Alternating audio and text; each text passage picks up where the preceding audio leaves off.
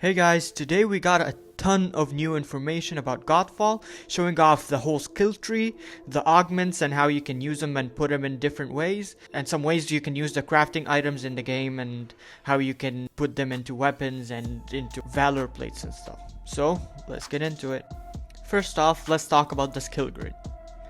So the way that you're going to be unlocking stuff in the skill grid is that every time you level up, you're going to get a couple of skill points that you can use into the skill grid.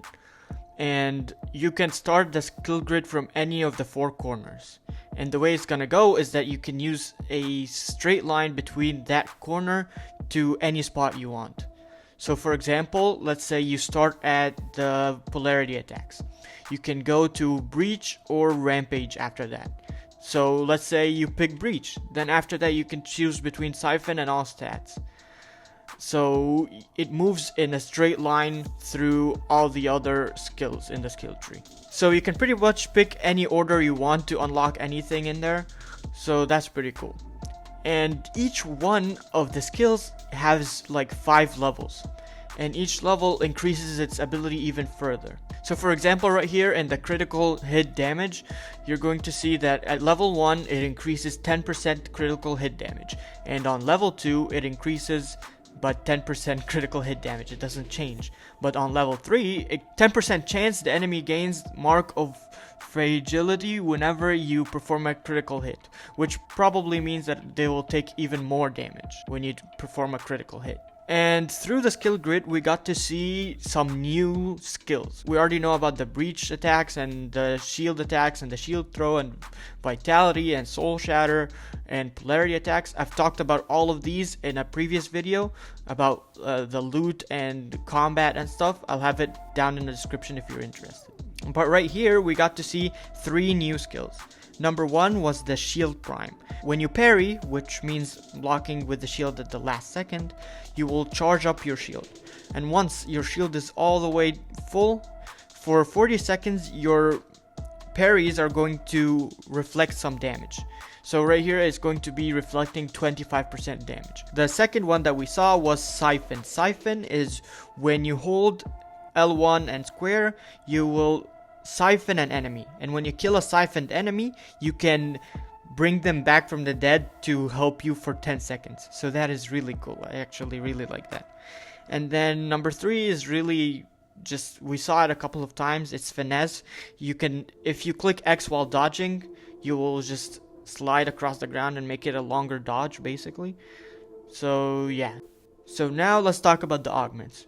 So right here in front of you, you should see a picture of an empty augment page. This is Mesa's augment page. And as you can see, it has the 4 different type of augment slots.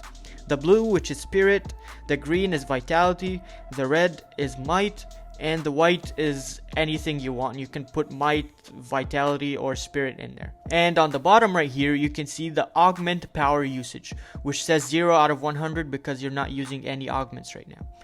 So how that's gonna work is that each augment has a power number or a drain number, which is how much power it uses. So for example, right here it shows on the bottom right there's this augment that has 30 right under it, which is the drain number, which means that it uses 30 of the power usage. 30 out of the augment power usage is just this augment. So you can guess that it's pretty powerful.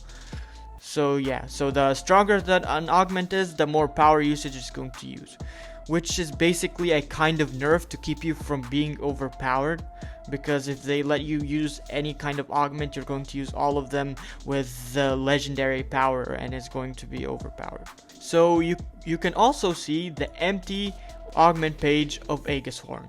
Clearly it's different from Mesa's, which is really important to know because every single valor plate is going to have their own augment page, which is different than any other valor plate, which is going to make them have different attributes. So for example, Aegis Horn has more vitality slots, which means it's going to be more tankier and more health related, while Mesa has more might slots, which would increase its DPS more, and it's going to be a DPS based valor plate. And last but not least, here you can see the augment page, which is where you'll see every single augment that you have and their stats and stuff. Here is where you're going to sort them or salvage them. Salvaging probably means that you're going to turn them into crafting items if you don't use them, or if you have two of the same augment that you don't need two of, you can just salvage it for parts that you can use later. So last but not least, let's talk about the loot and crafting. So all the new information that they talked about in the loot is that they showed a couple of pictures of them receiving tons of loot from chests, so you can rest assured that they're going to give you tons of loot for doing really huge missions and stuff. So yeah, but all the other information that they talked about the loot, I have it down in a different video in the description, which explains every single type of loot you're going to have in the game. So check it out if you're interested. So for now, let's talk about the crafting. So as you already know, every single valor plate can only be unlocked by crafting. So when you want to unlock a valor plate, for example here Armistice, you open this menu and it's going to show you all of the stats of the valor plate and a video of its Archon ability. So on top of the video you can see a 20% breach damage increase, which is going to be the passive buff, which is going to be on at any time as long as you're wearing Armistice, of course. Each valor plate is going to have a different passive ability. And then on the bottom right here, it shows the Archon ability. So for example here, unleash a shockwave that breaches nearby enemies and deals 587 physical damage. So he's going to be mainly a breach damage valor plate, like they said in the Eric's Gaming interview. So you might want to pair him up with breach augments and breach abilities and stuff. Will be pretty overpowered. I'm not sure if it's going to be overpowered. I haven't played the game, but you know. And right under it, it says during the Archon Fury, which is going to be all the passive buff that you get during the Archon mode. So the breach damage is going to increase by 100%, which is going to have you at 120% increase in breach damage if you add the passive ability. And it's going to add 100% damage to breached enemies, 100% takedown damage, and plus 50% damage whenever you defeat a breached enemy or defeat an enemy with a takedown. Pretty self-explanatory. And then to craft a valor plate, you're going to need 10 valor plate cores, which you're going to get by simply playing the game. Enemies are going to drop them, I think. That's what they said before. And there's going to be a secondary item that you're going to use to unlock valor plates. My guess is it's going to be different for every valor plate. So for example here Armistice has crystalline tier, while for example Mesa could have a really different item that you're going to need. So it's going to make you have to look for a specific item if you want a specific valor plate. And for weapons, you can salvage them for crafting items like all the other loot, or you can upgrade or enchant them. Upgrading just improves the DPS in general, and that's pretty much it. While enchanting increases the rarity, which increases the DPS, the primary and the secondary ability.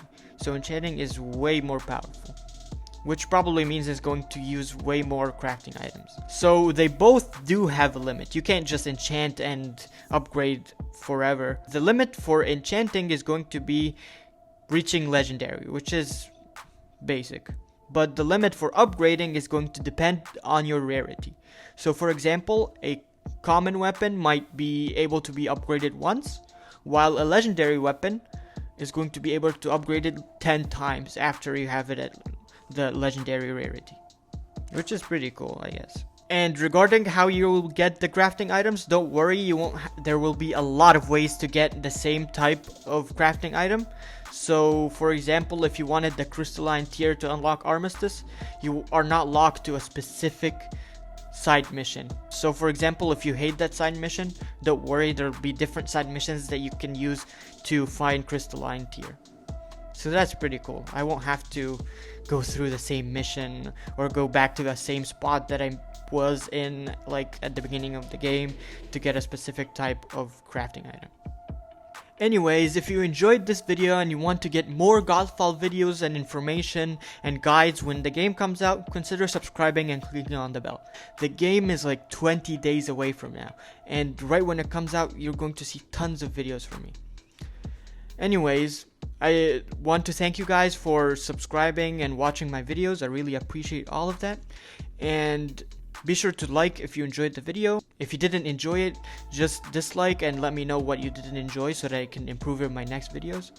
I know that I just started and my videos are not that good, so any advice would help me. And if there is something that you want added in a video, let me know in the comment section below. I don't get that many comments, so I'll be able to reply to you fairly fast. So yeah, so be sure to let me know what you want, what you don't want, and what you think is good, what you think is bad. I'll try to improve it in my next video. Anyway, thank you so much for watching. I'll see you in the next video. Bye.